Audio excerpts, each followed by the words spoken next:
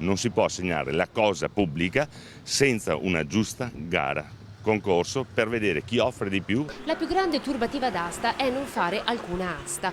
Così Federcontribuenti, che oggi ha convocato la stampa per annunciare che qualora andasse in porto la cessione del ramo d'azienda della Fiera di Padova all'azienda GL Planet, appalto ottenuto senza che vi fosse alcun bando di gara, porterà il caso alla Procura di Padova e all'autorità anticorruzione. Secondo l'associazione, che ha studiato il bilancio, l'azienda cittadellese che si occupa di installazione di stand fieristici non avrebbe le gambe così solide per affrontare un canone d'affitto di 400.000 euro all'anno. Abbiamo visto che ha dei bilanci che non possono certo comunque garantire il pagamento dei soli 400.000 euro, perciò non era meglio comunque lasciare e chiedere comunque il rispetto del contratto sul concorso giustamente vinto dalla società francese? Punto di domanda.